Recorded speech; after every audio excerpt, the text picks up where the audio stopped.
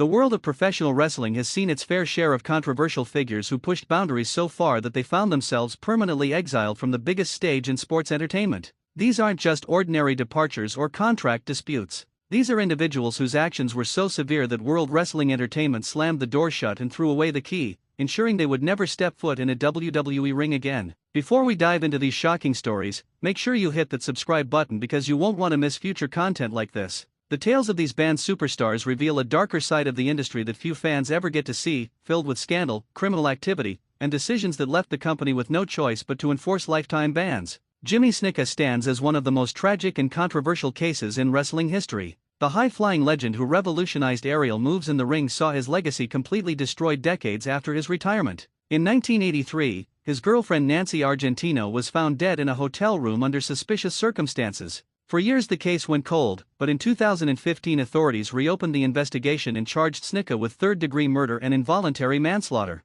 The details that emerged painted a disturbing picture of violence and cover-up. Witnesses reported seeing bruises on Nancy's body in the days leading to her death, and the medical examiner determined her injuries were consistent with assault rather than an accidental fall as initially claimed. WWE quickly distanced themselves from Snuka, removing him from their Hall of Fame events and ensuring he would never be welcomed back. The case never went to trial because Snuka was deemed mentally incompetent to stand trial due to dementia, and he died in 2017. The company made it clear that his contributions to wrestling would never outweigh the serious allegations against him, and his permanent ban served as a statement that certain lines could never be crossed. Chris Benoit committed acts so heinous that his name became synonymous with the darkest chapter in WWE history. Over a 3-day period in June 2007, Benoit murdered his wife Nancy and their 7-year-old son Daniel before taking his own life. The wrestling world was left in complete shock as details emerged about the systematic way the crimes were carried out. Benoit strangled his wife on Friday, suffocated his son on Saturday, and hanged himself on Sunday. Text messages sent to colleagues claiming a family emergency initially masked what was really happening.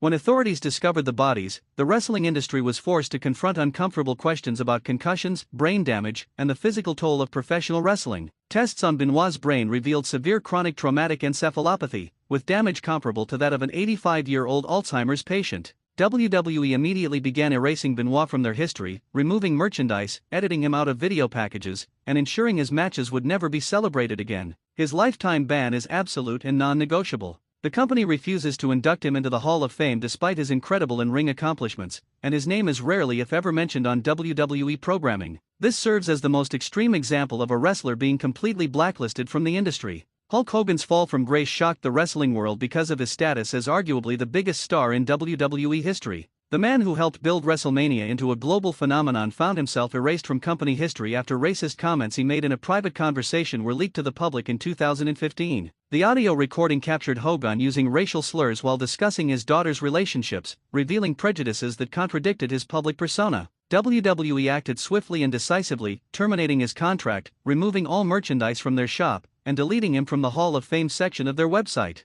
For 3 years Hogan was persona non grata in the company he helped build. While WWE eventually reinstated him in 2018 after he apologized and underwent sensitivity training, the incident showed that even the biggest legends aren't immune to consequences. The reinstatement remains controversial among fans and wrestlers alike, with many believing the ban should have remained permanent. His initial banishment demonstrated that WWE would not tolerate racist behavior regardless of someone's historical importance to the company. Abdullah the Butcher earned his lifetime ban not for what he did in the ring but for the disease he allegedly spread outside of it. The hardcore wrestling legend known for his scarred forehead and brutal matches was sued by fellow wrestler Hannibal after a match in which both men were bleeding. Hannibal contracted hepatitis C and claimed Abdullah knowingly wrestled while infected without disclosing his condition. The lawsuit alleged that Abdullah's signature move of cutting his forehead open had become a health hazard to anyone who shared a ring with him. Court documents revealed that Abdullah had been aware of his hepatitis C diagnosis for years but continued wrestling in hardcore blood-filled matches without warning his opponents. This reckless endangerment of other performers led to a multi-million-dollar lawsuit and immediate action from WWE. The company made it clear that Abdullah would never be invited to any events or brought back for any appearances. His behavior represented an unacceptable risk to the health and safety of performers. Even though Abdullah had only sporadic appearances with WWE throughout his career, the permanent ban ensured he would never have the opportunity to be honored or recognized by the industry's leading promotion. Low-Ki experienced a different kind of ban that stemmed from being notoriously difficult to work with and having a reputation for stiff, dangerous wrestling. The talented high flyer had brief runs with WWE, but his attitude and unwillingness to cooperate with creative direction led to his departure. Stories from Backstage described Low-Ki as someone who refused to follow the script, worked too rough with opponents, and believed his martial arts background made him superior to other wrestlers. Multiple wrestlers complained about his stiff strikes that crossed the line from looking realistic to actually injuring people. After his initial run ended poorly, WWE gave him another chance years later, but the same problems resurfaced. He was unwilling to adapt to WWE's style and approach, insisting on doing things his way regardless of what producers and agents instructed. The final straw came when he was perceived as being disrespectful to management and difficult during production meetings. WWE decided that his talent wasn't worth the headaches he created, and he was let go with an understanding that he wouldn't be brought back. While not facing criminal charges like others on this list, Low-Ki's professional conduct earned him a place on WWE's Do Not Hire list. Teddy Hart's ban resulted from a combination of unprofessional behavior and serious legal troubles. The third-generation wrestler had the pedigree and athleticism to become a major star, but his inability to follow rules and erratic behavior derailed his career. During his time in WWE's developmental system, Hart consistently showed up late, missed events, and refused to follow instructions from trainers. He brought his pet cats to the training facility against regulations and seemed to believe the rules didn't apply to him because of his famous family connections. WWE released him from his developmental contract, but the real problems came years later. Hart was arrested multiple times on various charges including possession of drugs and assault allegations. A particularly disturbing incident involved accusations of holding a woman against her will,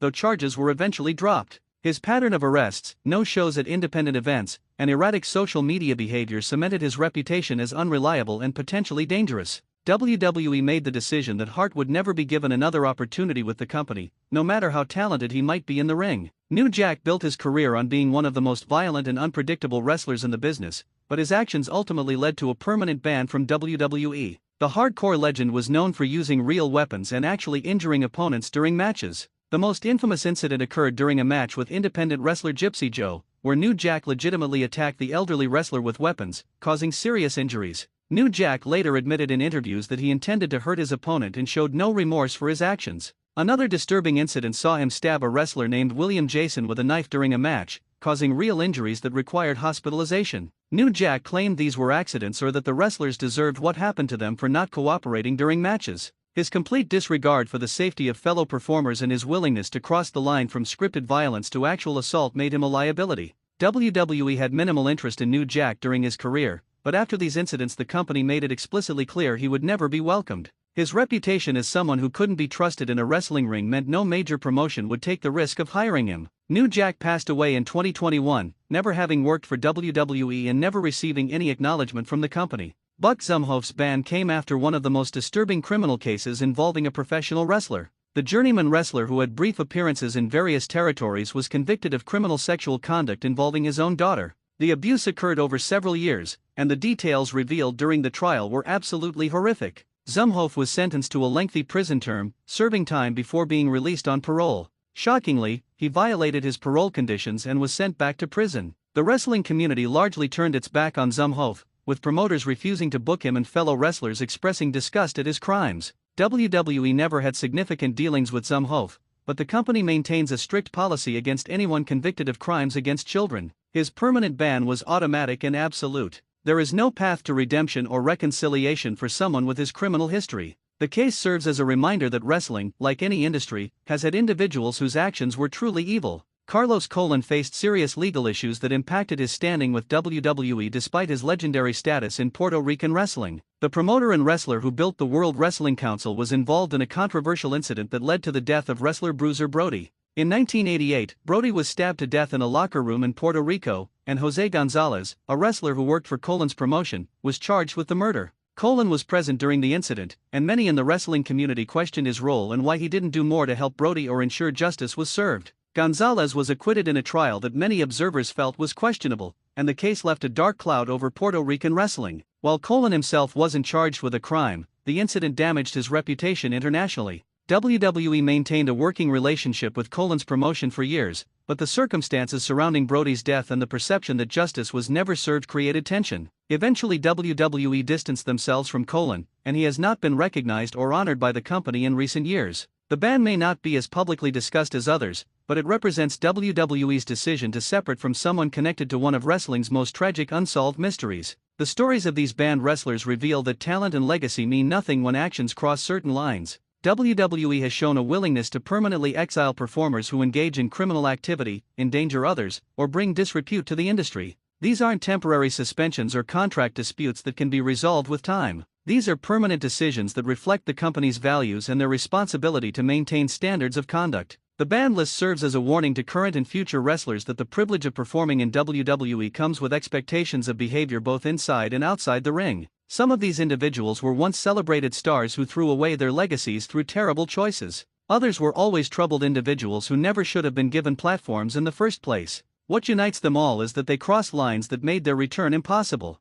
Wrestling fans continue to debate whether some of these bans are too harsh or not harsh enough, but WWE has made their positions clear. These wrestlers are gone forever, their contributions either erased or forever tainted by their actions. The door is not just closed but welded shut, ensuring that these names will only be remembered for the wrong reasons. If you found these shocking stories as fascinating as we did, don't forget to subscribe to our channel for more wrestling content that pulls back the curtain on the industry's biggest secrets and controversies. Hit that like button and let us know in the comments which banned wrestlers' story surprised you the most.